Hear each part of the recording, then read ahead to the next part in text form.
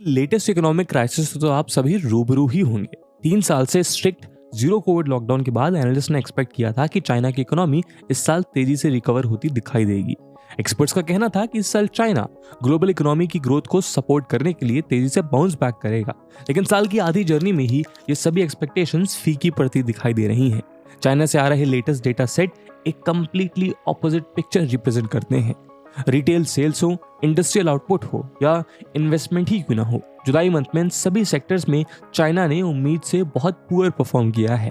इसके अलावा poor demand दुनिया की सेकंड लार्जेस्ट इकोनॉमी पर डिफ्लेशन का प्रेशर बढ़ा रही है। दोस्तों, डिफ्लेशन का सीधा साधा मतलब है जीरो ग्रोथ, और यदि ग्रोथ नहीं होगी तो इकोनॉमी के ऊपर स्टैग्नेशन में जाने का खतरा बना रहेगा। प्रॉपर्टी मार्केट से लेकर एक्सपोर्ट्स, यूथ एम्प्लॉयमेंट से लेकर लोकल गवर्नमेंट डेट तक चाइनीज इकोनॉमी के सभी सेक्टर्स बहुत सीवियर प्रेशर में नजर आ रहे हैं। जाहिर है कि चाइना का ये इकोनॉमिक मेल्टडाउन चाइना के साथ साथ पूरे एशिया में अपने साइड इफेक्ट्स दिखाने शुरू कर चुका है। थाई बीचेस और सिंगापुरियन मॉल्स टूरिस्ट अट्रैक्ट नहीं कर पा रही हैं। फैक्ट्रीज रोल बैक के लिए स्ट्रगल कर रही हैं। People's Bank of China domestic rates को कम करके बैंक की रिजर्व रिक्वायरमेंट्स को कट कर रहे हैं, जिससे लेंडर्स को फ्री कैश मिल सके और वो रिकवरी को पुश कर सकें। लेकिन इसके बावजूद भी चाइना की परेशानियां थमने का नाम नहीं ले रही। और वहीं सब के बीच एशिया की मेजर इकोनॉमीज चाइना को फॉलो करने के बजाय यूएस के फेड रिजर्व को फॉलो करती नजर आ रही हैं। वो चाइना की तरह इंटरेस्ट रेट्स को कम करने के बजाय यूएस की इंटरेस्ट हाइक को कॉपी करती नजर आ रही हैं। और दोस्तों, इसी को एशिया के लिए चाइना की इकोनॉमिक क्राइसिस से भी बड़ा खतरा बताया जा रहा है। आपको बता दें, यूएस में फेडरल रिजर्व द्वारा इंटरेस्ट रेट्स का बढ़ाया जाना दुनिया की सबसे बड़ी इकोनॉमी में रिसेशन के संकेत दे रहा है। तो आखिर एशियन इकोनॉमीज यूएस फेड की पॉलिसीज को क्यों अपना रही है? क्या चाइना से उनका भरोसा उठ चुका है? क्या ये क्राइसिस पूरे एशिया को अपने चपेट में ले सकती है और इससे चाइना के डोमिनेंस पर क्या असर पड़ सकता है? तो आज के इस वीडियो में हम आपके लिए इन्हीं कॉम्प्लिकेटेड सवालों के जवाब डिकोड करने की कोशिश करेंगे। इस वीडियो की इंपॉर्टेंस यूपीएससी प्रीलिम्स और मेंस के GS2 के IR सेक्शन के हिसाब से इंपॉर्टेंट है। तो चलिए शुरू करते हैं आज का डिस्कशन। तो यदि हम सबसे पहले चाइना के इस क्राइसिस को डिकोड करें तो हम पाएंगे कि ये किसी सेक्टर तक सीमित नहीं है। चाइना की $18 ट्रिलियन की मैसिव इकोनॉमी आज हर सेक्टर में सफर कर रही है। लेटेस्ट डेटा के मुताबिक जून में जब चाइना की मैन्युफैक्चरिंग एक्टिविटी कॉन्ट्रैक्ट हुई तो ये अपने साथ बाकी सभी सेक्टर्स की रिकवरी को भी ले डूबी। चाइना के साउथ वेस्टर्न प्रोविंस गुइजोउ जैसे डेट स्ट्रैप प्रोविंस बीजिंग से बेल आउट की डिमांड कर रहे हैं। जेजियांग के कोस्टल प्रोविंस के यीवू मैन्युफैक्चरिंग हब में स्मॉल बिजनेसेस अपनी सेल्स को 2021 के लेवल्स तक लाने के लिए स्ट्रगल कर रहे हैं। E commerce giant Alibaba group holding की होम सिटी हांगझोउ में टेक सेक्टर पर इम्पोज किया गया रेगुलेटरी क्रैकडाउन और tens of thousands of layoffs इनकी प्रॉपर्टी मार्केट को अफेक्ट कर रहे हैं। 2023 की शुरुआत में चाइनीज इकोनॉमी में बहुत हाई ऑप्टिमिज्म देखा जा सकता था, क्योंकि 3 साल के स्ट्रिक्ट लॉकडाउन के खुलने के बाद उम्मीद ये थी कि जब लोग सड़कों पर वापस आएंगे तो कंज्यूमर स्पेंडिंग भी अपने आप में बढ़ने लगेगी। लोग शॉपिंग, ईटिंग और ट्रैवलिंग पर खर्च करेंगे, जिससे उनकी स्टैग्नेंट इकोनॉमी में जान वापस आ पाएगी। लेकिन असल में इसका एकदम ऑपोजिट देखने को मिला। पिछले 3 सालों ने चाइना के लोगों को यह एहसास अच्छे से करा दिया कि देश की पुअर ग्रोथ, एम्प्लॉयमेंट और इनकम्स पर कितना ड्रास्टिक इम्पैक्ट लेकर आती है। इसी एंजाइटी के चलते लोग आज थॉटलेस स्पेंडिंग के बजाय सेविंग्स करना प्रेफर कर रहे हैं। कंज्यूमर्स के सेंटिमेंट का एक कारण चाइना की लड़खड़ाती प्रॉपर्टी मार्केट भी है। जैसा कि हम जानते हैं कि चाइना का रियल एस्टेट सेक्टर काफी लंबे समय से एक सीवियर डेट क्राइसिस की चपेट में है। इससे निपटने के लिए चाइनीज गवर्नमेंट ने सेक्टर पर हैवी क्रैकडाउन किया, जिसकी वजह से पूरा सेक्टर ताश के पत्तों की तरह बिखर गया। हाउसिंग प्राइसेस बहुत तेजी से गिरने लगे और बहुत सी वीकर कंपनीज डिफॉल्ट कर गईं। बहुत से डेवलपर्स ने उन हाउसेस को बिल्ड करना बंद कर दिया जो वो सेल आउट कर चुके थे, लेकिन उनको डिलीवर नहीं किया गया था, जिसकी वजह से होम ओनर्स ने मॉर्टगेजेस पे करना बंद कर दिया। ये टर्बुलेंस चाइनीज मिडिल क्लास के लिए बहुत बड़ी वेकअप कॉल बन गई, क्योंकि जो प्रॉपर्टी अभी तक एक श्योर बेट इन्वेस्टमेंट थी और इसको वेल्थ के स्टोरेज के लिए यूज किया जाता था, चाइना के लोगों का ट्रस्ट उस सेक्टर से पूरी तरह उठ गया। जिन लोगों के इनकम्स पर कोई इफेक्ट नहीं पड़ा था प्रॉपर्टी प्राइसेस गिरने की वजह से, वो भी पहले के कंपैरिजन में ज्यादा पुअर हो चुके हैं। 2018 में जब से चाइना ने डेटा पब्लिश करना शुरू किया है, 16 to 24 एज ग्रुप की पॉपुलेशन के बीच 21.3% का जॉबलेस रेट चाइना का अब तक का हाईएस्ट जॉबलेस रेट है और ये नेशनल अर्बन रेट से 4 गुना ज्यादा है। स्ट्रिक्ट कोविड-19 रूल्स के कारण सर्विस सेक्टर और प्रॉपर्टी मार्केट में जो क्रैश हुआ है वो अनएम्प्लॉयमेंट को बहुत तेजी से बढ़ा रहा है। ऊपर से टेक क्रैकडाउन न जाने कितने यंग एम्बिशियस ग्रेजुएट्स का ल्यूक्रेटिव करियर पाथ स्पॉइल कर चुका है। चाइनीज सिटी में हर 5 में से 1 अडल्ट आज अनएम्प्लॉयड बैठा है। हालत इस कदर खराब है कि चाइना ने एक बार फिर अपना यूथ अनएम्प्लॉयमेंट डेटा पब्लिश करना बंद कर दिया। अनएम्प्लॉयमेंट का सीधा असर कंज्यूमर स्पेंडिंग पर भी पड़ रहा है। जॉब्स न होने के कारण लोग स्पेंडिंग भी बहुत रिस्ट्रिक्ट होकर कर रहे हैं।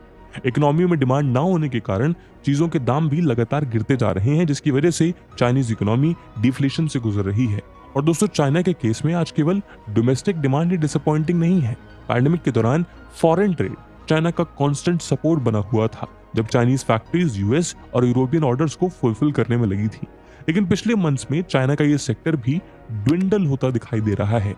दिसंबर 2021 में जो चाइनीज एक्सपोर्ट्स $340 बिलियन के रिकॉर्ड हाई वैल्यू के साथ आसमान छू रहे थे, वो मई 2023 में $60 बिलियन पर आ गिरे। और जैसे जैसे यूएस और यूरोप में राइजिंग इंटरेस्ट रेट ग्रोथ को इम्पैक्ट कर रहे हैं, चाइनीज एक्सपोर्ट्स में डिक्लाइन भी बढ़ता नजर आ रहा है। इस पुअर मोमेंटम की वजह से चाइना में कंज्यूमर इन्फ्लेशन लगभग 0 के बराबर है। इसकी वजह से बिजनेसेस के पास अपने डेट्स को रीपे करने के लिए कोई साधन नहीं है। यहाँ अगली सबसे बड़ी प्रॉब्लम है लोकल डेट। अब से कुछ सालों पहले जब चाइना कुछ सिमिलर प्रॉब्लम्स का शिकार होता था, तो गवर्नमेंट इसको क्योर करने के लिए large infrastructure led stimulus release किया करती थी। पोर्ट्स, एयरपोर्ट्स और बाकी इंफ्रास्ट्रक्चर बिल्ड करने के लिए लोकल लेवल पर डेट बोरो करती थी, जिससे स्टील और सीमेंट जैसे सेक्टर्स में आर्टिफिशियल डिमांड को क्रिएट किया जाता था। लेकिन वो ऑप्शंस अब अपना असर दिखाना बंद कर चुके हैं। हालांकि चाइनीज सिटीज में एक्सपेंसिव और लस्ट्रस इंफ्रास्ट्रक्चर की कोई कमी नहीं है, लेकिन उन सभी कंस्ट्रक्शन को फाइनेंस करने के लिए जो डेट लिया गया था, उनको पे करने में आज की लोकल गवर्नमेंट पूरी तरह से नाकामयाब है। उदाहरण के लिए चाइनीज सिटी जुनिये, जिसकी पॉपुलेशन कुल 6.6 मिलियन है, यहाँ मुख्य तौर पर 2 एयरपोर्ट्स मौजूद हैं। कार से 3 आवर्स के डिस्टेंस पर यहाँ एक तीसरा एयरपोर्ट है जो लियू पांचुई सिटी में मौजूद है। इसको 2014 में 1.5 बिलियन युआन यानी कि लगभग $208 मिलियन की कॉस्ट पर ओपन किया गया था। लेकिन आज यहाँ बहुत लिमिटेड कमर्शियल फ्लाइट्स ही आती हैं। ऐसे बहुत से प्रोजेक्ट्स की funding local government financing vehicle से की गई थी। ये ऐसी कंपनीज हैं जिनको म्युनिसिपैलिटीज ने सिटीज, टाउन्स और प्रोविंसेस के बिहाफ पर सरकार से लोन बोरो करने के लिए बनाया था, जहां ये डेट उनकी बैलेंस शीट्स पर दिखाई नहीं पड़ता था। यही वो हिडन डेट है जो चाइना की लोकल गवर्नमेंट्स के लिए सबसे बड़ा रिस्क बन चुका है, और साथ ही ये उन इन्वेस्टर्स के लिए भी एक बड़ा हेडेक है जिन्होंने लोकल गवर्नमेंट फाइनेंशिंग व्हीकल के बॉन्ड्स खरीदे हुए थे। फरवरी में आईएमएफ ने एस्टिमेट किया था कि चाइना में 2019 में जो डेट 40 ट्रिलियन युआन था, वो 2022 के एंड तक 66 ट्रिलियन युआन पहुंच चुका था, जिससे साफ पता चल रहा है कि लोकल गवर्नमेंट्स ने किस तरह पैंडेमिक के दौरान अनसस्टेनेबल लेवल पर बोरो किया। जब इनको रिपे करने की बारी आई तो ये पब्लिकली ओन्ड लैंड सेल करने लगे। लोकल गवर्नमेंट्स खुद भी फाइनेंशियल प्रेशर में थी। वो अपने कॉफर्स को भरने के लिए प्रॉपर्टी डेवलपर्स को लैंड सेल पर डिपेंडेंट थी। लेकिन इस सेक्टर में क्राइसिस के बाद ये सोर्स भी प्रेशर में आ गया। तो दोस्तों, कुल मिलाकर आज चाइना चारों तरफ से एक इंटेंस क्राइसिस का शिकार हो चुका है। इस प्रॉब्लम से टैकल करने के लिए People's Bank of China interest rates को कट करता नजर आ रहा है, जबकि बाकी इकोनॉमीज इन्फ्लेशन से लड़ने के लिए यूएस फेड रिजर्व का फॉर्मूला अपनाकर अपने इंटरेस्ट रेट्स हाइक कर रही हैं। आपको बता दें कि जिस तरह अमेरिका में इन्फ्लेशन बिना रुके बढ़ता ही रहा है, ऐसे में इसको कंट्रोल करने के लिए अमेरिका का सेंट्रल बैंक यानी फेडरल रिजर्व इंटरेस्ट रेट्स को इंक्रीज कर रहा है। हाल ही में उनके फेड चेयर जेरोम पोवेल ने 1994 के बाद अब तक के सबसे मैसिव रेट इंक्रीज अनाउंस किया है। लेकिन दोस्तों, यहाँ सबसे बड़ी चिंता यह है कि इंटरेस्ट रेट सीधे तौर पर यूएस के नेशनल डेट को इंक्रीज कर रहा है। आज की डेट में यूएस अपने $30.5 ट्रिलियन के नेशनल डेट पर बड़ी कीमत चुका रहा है।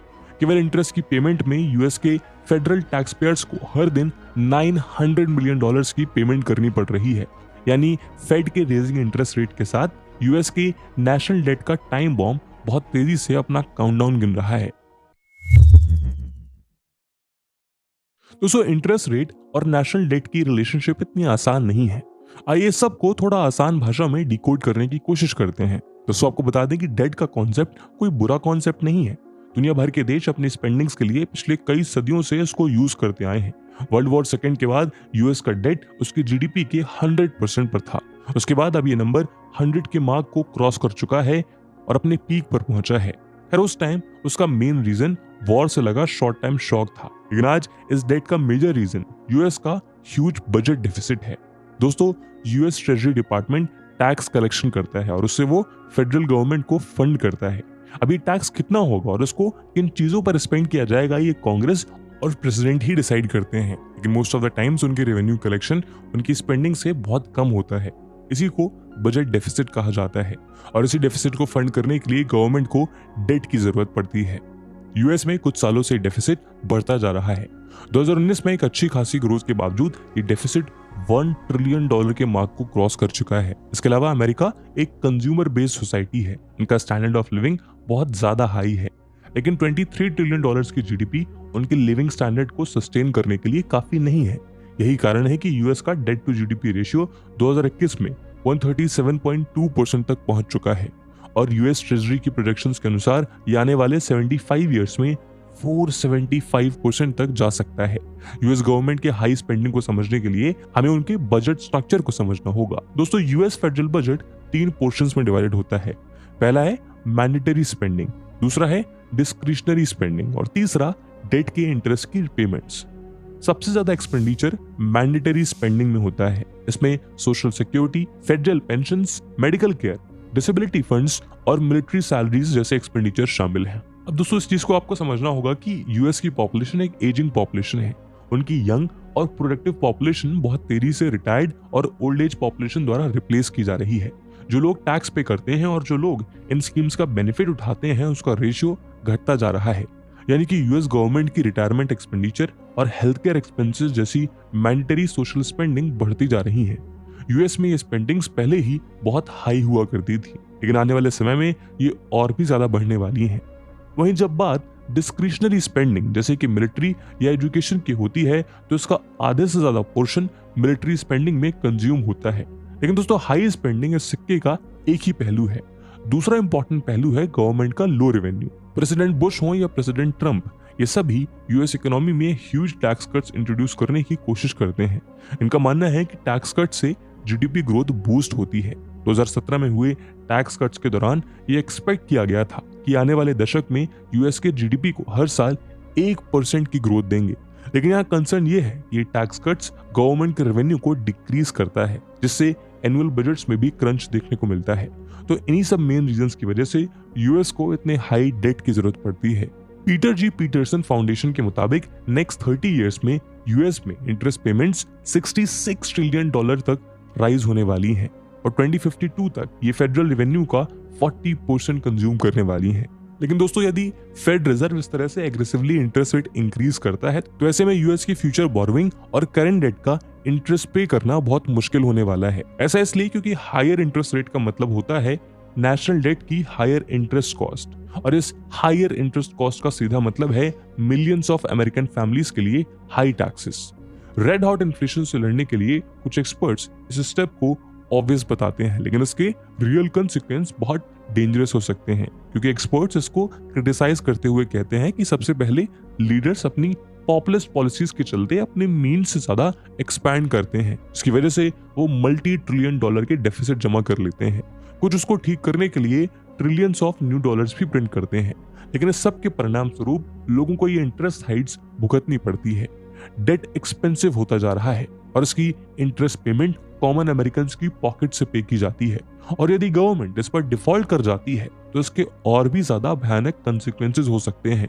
यूएस डॉलर और उसमें इशू किए जाने वाले बॉन्ड्स किसी भी देश के रिजर्व्स के लिए सबसे सेफ एसेट्स माने गए हैं। इतिहास इस बात का गवाह है कि आज तक कभी भी यूएस ने इन बॉन्ड्स की पेमेंट पर डिफॉल्ट नहीं किया। बाकी कंट्रीज तो छोड़िए, आंकड़ों के मुताबिक यूएस ने आज अपने किसी राइवल कंट्री के बॉन्ड्स को भी डिफॉल्ट नहीं किया। इस सिक्योरिटी की वजह से डेवलपिंग कंट्रीज अपना कैपिटल अपनी मार्केट में डालने के बजाय इन बॉन्ड्स में डालना प्रेफर करती हैं। ऐसे में यूएस की ओर से कोई भी डिफॉल्ट इन्वेस्टर्स के कॉन्फिडेंस को पूरी तरह से डिस्ट्रॉय कर सकता है, जिससे पूरी दुनिया में एक मेजर रिसेशन तक आ सकता है। दोस्तों, खैर ये तो बात हुई यूएस की, लेकिन यहाँ आपको बता दें कि कई एक्सपर्ट्स का अनुमान है कि इस साल के एंड और अर्ली 2024 में एशियन इकोनॉमीज में इंटरेस्ट रेट्स रिड्यूस हो सकते हैं, लेकिन ये साउथ कोरिया और इंडोनेशिया जैसी इकोनॉमीज में बेहद मुश्किल दिखाई पड़ रहा है। फिलीपींस में ऑफिशियल्स एक बार फिर से इंटरेस्ट रेट हाइक के लिए इंसिस्ट कर रहे हैं। ऐसे ही सिमिलर ट्रेंड्स जापान और ऑस्ट्रेलिया में भी देखने को मिल रहे हैं। कुल मिलाकर इन कंट्रीज की monetary authorities US policy makers के द्वारा अडॉप्ट किया गया हायर फॉर लॉन्गर मंत्र अडॉप्ट कर रही हैं। यानी जब तक इन्फ्लेशन टारगेटेड कंट्रोल में नहीं आता, हायर इंटरेस्ट रेट के सेटल होने के कोई आसार नहीं है। और इन इकोनॉमीज में ये ट्रेंड उनकी खुद की गवर्नमेंट से ज्यादातर यूएस फेड के द्वारा ड्राइव किया जाता है। कुछ एक्सपर्ट्स यहाँ ये सवाल करते हैं कि पिछले कुछ समय से चाइना अपनी रीजनल सुप्रीमेसी को स्ट्रेंथन कर रहा है, इस रीजन में युआन के इन्फ्लुएंस को फ्यूल कर रहा था और फिलीपींस और मलेशिया जैसी कंट्रीज में वास्ट इंफ्रास्ट्रक्चर प्रोजेक्ट्स फंड कर रहा था।